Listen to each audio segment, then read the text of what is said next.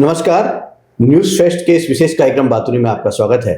आज हम बात करने जा रहे हैं एक ऐसे विषय पर जिसने पूरे विश्व में चर्चा खड़ा कर दिया है, और विषय है जो देश के सबसे स्वच्छ शहर इंदौर में 14 लोगों की मौत का। और ये मौत सामान्य नहीं है। दूषित पानी पीने से मौतें हुई और 15,000 लोग टोटल प्रभावित हैं। 1400 लोग पूर्ण रूप से प्रभावित हैं। 32 लोगों का आईसीयू में इलाज चल रहा है। आप सोच सकते हैं कि पूरा वार्ड खाली है, वार्ड में कोई मौजूद नहीं। इतनी गंभीर इस घटना के बाद प्रशासन में एक दूसरे पे आरोप प्रत्यारोप का दौर चल रहा है। मध्य प्रदेश के मुख्यमंत्री वहां गए थे, संवेदनशीलता दिखाई, अस्पताल में उपचारार्थ जो लोग हैं उनसे मुलाकात की और उन्होंने पूर्ण सहयोग की बात भी कही है। लेकिन इसके बावजूद जो मौत का क्रम है वो थम नहीं रहा है। और आज हमारे साथ मौजूद हैं प्रशासनिक जानकार और इस प्रकार की चीज़ों को बहुत करीब से देखने वाले डॉक्टर राजेश कानूनगो साहब।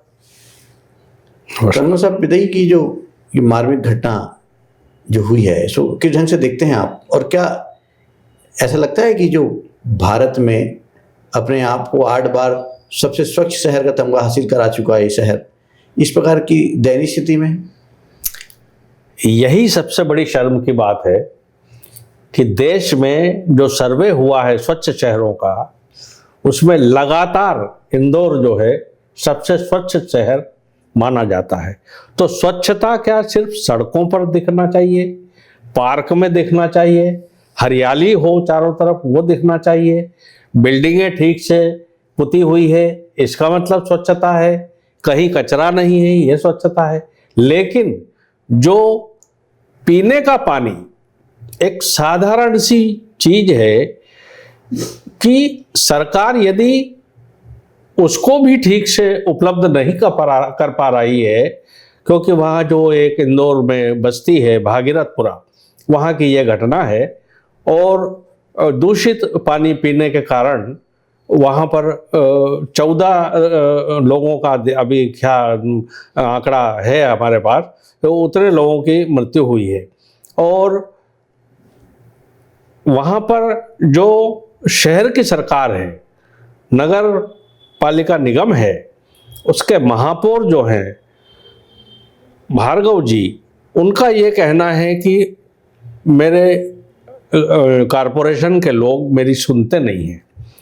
ये बड़ा हास्यास्पद उनका कथन है।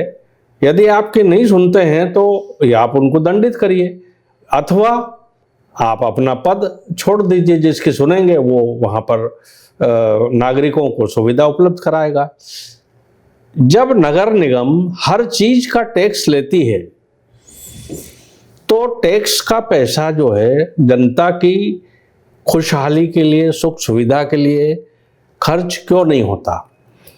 क्यों बिना जांच किए हुए वो ऐसा दूषित पानी उनको सप्लाई किया गया, जिसके कारण इतनी मार्मिक, जिसको शब्द उपयोग करना उचित होगा, ये घटना हुई कि छोटे से लेके बच्चों से लेके बड़े तक जो है उसके शिकार हुए और उनको काल कवलित होना पड़ा, उनकी मृत्यु हो गई। अब जो बचे हुए लोग हैं उनका इलाज चल रहा है। इंदौर के बारे में यदि हम ये कहें कि जैसा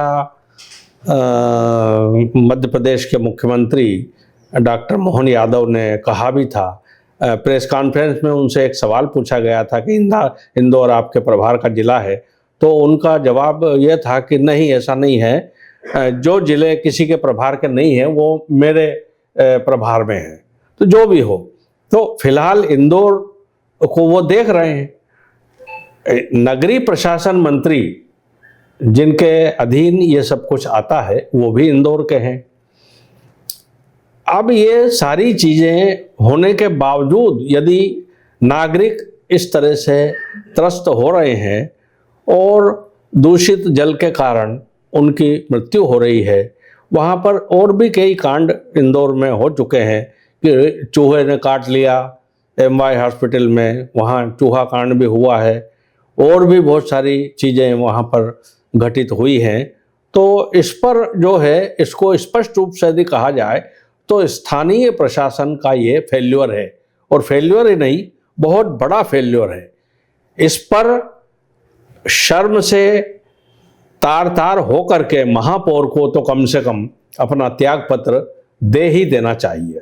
तो ऐसे लगता है कि आपको जब नगरीय प्रशासन मंत्री वही मौजूद हैं, हर व्यक्ति अपने क्षेत्र को मजबूत करता है, अपने घर को मजबूत करता है, फिर जाकर के दूसरे के घर की तैयारी करता है। बिल्कुल सही। तो जो नगरीय प्रशासन मंत्री हैं, जब अपना घर को ठीक नहीं कर पा रहे हैं, तो ऐसा नहीं लगता कि जो आज तक के जो हम देखते आए कि नैतिकता के आधार पर इस्तीफे की बात होती है और विपक्ष मांग भी कर रहा है, तो इनको इस्तीफा दे देना चाहिए, इनको विदाई ले लेना चाहिए। देखिए, आजकल शुचिता की राजनीति कहीं बची नहीं है। जो हम देखते हैं कितनी बड़ी बड़ी घटनाएं हो जा रही हैं। मेरे संज्ञान में एक दो प्रकरण ऐसे हैं जिसमें कि किसी ने अपने ऊपर उसको लेते हुए, जिम्मेदार मानते हुए त्याग पत्र अपने पद से दिया है। बाकी कोई इस प्रकार की जिम्मेदार अपने आप को नहीं मानता। जिम्मेदारी अगर आएगी तो कोई उपयंत्री की आ जाएगी, कोई सुपरवाइजर की आ जाएगी, नीचे के लोगों की आ जाएगी, लेकिन नैतिक जिम्मेदारी जो वास्तव में है आज की तारीख में, तो वो जो है मध्य प्रदेश सरकार की है। और जैसा आपने कहा, नगरीय प्रशासन मंत्री जो इंदौर के हैं, उनकी भी ये नैतिक जिम्मेदारी होती है कि भाई हम अपना शहर, अपना कॉन्स्टिट्यूंसी जहाँ पर वो पूरे इंदौर को अपना मानते हैं, तो वहाँ पर उस चीज़ को उनको पूरी तरह से ध्यान रखना चाहिए था और ऐसे निर्देश होना चाहिए। लोगों में क्या भय समाप्त हो गया है क्या?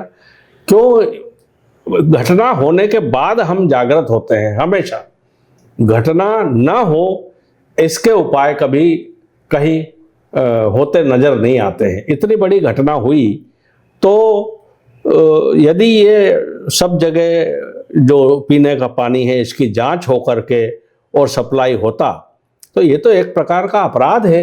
आपने क्राइम किया है, आप टैक्स लेते हो और आपने यदि इसको ढंग से जनता को सप्लाई नहीं किया, तो ये एक जो धारा है 269 और 270, उसके तहत इनके विरुद्ध FIR कायम होना चाहिए, इनके ऊपर मुकदमे चलना चाहिए। आप सहमत हैं मेरी बात से क्या? नहीं, बिल्कुल निश्चित रूप से मुझे लगता है कि सब पे एक FIR होना चाहिए और मामला कायम होना चाहिए। और आज उमा जी ने भी कहा है कि जो मौत की कीमत 2 लाख नहीं हो सकती, कम से कम सरकार को सोचना चाहिए। और आपने कल देखा कि जिस ढंग से जिनकी मौतें हुई उनके परिवार के लोगों ने मंत्री को लौटा दिया चेक लेकर के, आपने देखा होगा। बिल्कुल बिल्कुल, तो मैंने देखा है जो स्थिति निर्मित हो रही है। कानून साहब, ये बताइए मुझे कि आपने शुचिता की बात की और जो नैतिकता की बात की, नैतिकता का तो पतन पूरी तरह हो चुका है। चाहे वो किसी भी फोरम में देखें तो वो नैतिकता तो दिखाई नहीं देती। तो नैतिकता का पाठ पढ़ना और नैतिकता की बात करना तो बिल्कुल मेरे को लगता है कि आज की डेट में सही नहीं। लेकिन लगता नहीं है कि जब इंदौर जैसे महानगर में जो स्वच्छता के लिए 8 बार अवार्ड ले चुका है, इस शहर के ये हालात हैं, तो बाहर क्या होगा? आपको ध्यान होगा कि अब इंदौर में एक घटना घटी थी। मंदिर में जो है एक अवैध जो ढांचा पड़ा था, ढह गया था, उसमें कई लोग मर गए थे। तो ये जो इतनी बड़ी बड़ी लापरवाही नगर निगम की वहाँ हो रही है, तो क्या सरकार के संज्ञान में नहीं ये चीजें? सरकार के संज्ञान में अगर ये सब कुछ होता तो ये घटनाएं नहीं होती।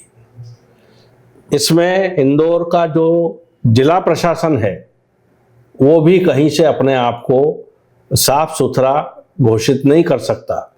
इंदौर का जो हम कहें प्रशासनिक अमला है, जिसमें कलेक्टर है, कमिश्नर हैं, नगर निगम के कमिश्नर हैं, वार्ड के पार्षद हैं, ये लोग सब जो जुड़े हुए हैं, यदि इनको हम कहें कि इनकी कोई गलती नहीं है तो ऐसा नहीं है।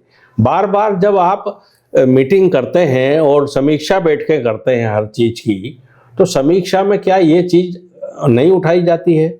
और यदि नहीं उठाई जाती है तो उठाई जाना चाहिए, ताकि आदमी, और जैसा आपने बोला कि मौत की कीमत 2 लाख रुपए, तो ये शर्म की बात है। मौत की कोई कीमत नहीं होती। वो जीवन में बच्चा बड़ा होता, कितना वो पैसा कमाता, कब जाकर के उसकी मृत्यु होती, तो 2 लाख रुपए तो वो सब कुछ नहीं है। अगर सरकार को वास्तव में सहानुभूति है तो कम से कम मेरी हालत में, विपक्ष ने भी दावा किया है कि 1 करोड़ रुपए की उनको राशि सहायता के रूप में मिलना चाहिए। कम से कम 2 लाख रुपए लोगों ने इसीलिए लौटाए। एक तो उनका आक्रोश हम कहेंगे कि भाई हमारे घर का तो एक व्यक्ति चला गया और आप 2 लाख रुपए हमको दे करके हमको चुप कराना चाहते हो। घर का नहीं, हम कुछ ना बोले। सब ये तो राष्ट्र की बड़ी आहत हुई है, राष्ट्र की क्षति हुई है। वो हो सकता है कि परिवार का जो व्यक्ति है कि राष्ट्र के लिए कोई बहुत बड़ी भूमिका निभा सकता था। हो सकता तो मैं ये आपसे अंत में जानना चाहता हूं कि आपने सरकार को बहुत करीब से देखा है, उसके एक पार्ट भी रहे हैं आप व्यवस्थाओं के। क्या लगता है सरकार क्या प्रावधान कर सकती है? और जब इतनी बड़ी चूक हो रही है, जब इंदौर महानगर में हाल है, तो आप मेरे को ये बताइए कि मंडला, डिंडोरी, अलीराजपुर और जो ऐसे दूरस्थ अंचल हैं अंदर के जिले, वहां के क्या हाल हो गए? क्या वहां जब आपका प्रशासन इंदौर महानगर में नहीं सुन रहा है, भोपाल में नहीं सुन रहा है, आज भोपाल में भी एक रिपोर्ट आई है कि इस प्रकार की स्थिति बनी हुई है, कल यहाँ पे भी ऐसी स्थिति निर्मित हो जाएगी, तो क्या सरकार तब जागेगी जब कोई बड़ी घटना हो जाएगी? बिल्कुल, मूलभूत सुविधाएं जो नागरिक को मिलना चाहिए, जिसके लिए वो अपने जेब से टैक्स देता है, तो वो टैक्स का पैसा अधिकारियों के घूमने फिरने पे, उनको गाड़ियां लगाने पे, उनके बंगलों में साज सज्जा करने में, इसमें व्यय होता है। मूलभूत सुविधाएं के ऊपर कभी ध्यान नहीं जाता। क्यों ये बैठकें होती है? तो इसमें इस प्रकार की मूलभूत जो जरूरी, भाई पानी पीने का ये तो कितनी मामूली बात है, वो यदि सही से स्वच्छ तरीके से आदमी को नहीं मिले तो फिर क्या मिलेगा? आज पर्यावरण हम देख रहे हैं, प्रदूषण इतना फैल रहा है, स्वच्छ हवा नहीं है, स्वच्छ पानी नहीं है, तो आखिर फिर आप क्या, सरकार क्या कर रही है? फिर तो सरकार को इस पर सोचना चाहिए, समीक्षा बैठक इस पर होना चाहिए। माननीय मुख्यमंत्री जी को इस पूरे प्रकरण को संज्ञान में लेकर के जितने भी दोषी लोग हैं, चाहे वो कितने ही बड़े क्यों ना हो, चाहे राजनेता हो, अधिकारी हो, उन पर कठोर से कठोर कार्रवाई होना चाहिए और भविष्य में उनको कभी भी फील्ड की पोस्टिंग नहीं मिलना चाहिए। मित्रों, जैसे कि आपने सुना, कानूनगो साहब ने स्पष्ट कहा कि घोर लापरवाही, और खास तौर पे मध्य प्रदेश के मुख्यमंत्री जिस जिले के प्रभारी हैं, उस जिले में ऐसी घटना होना, जिस शहर में नगरीय प्रशासन मंत्री का रहवास हो, लंबे समय तक वो राजनीति किए हो, वहां ये घटना का होना, वो शहर जो भारत में 8 बार सबसे अच्छे स्वर्ग शहर की उपाधि हासिल किया है, वहां ये घटना घटित होना निश्चित रूप से सबको आश्चर्य में डाल रहा है। सरकार को कठोर कदम उठाने होंगे, तभी जाकर के ये व्यवस्था पे कुछ सुधार हो पाएगा। आज के लिए बस इतना ही, कल फिर मुलाकात होगी, तब तक के लिए नमस्कार। नमस्कार।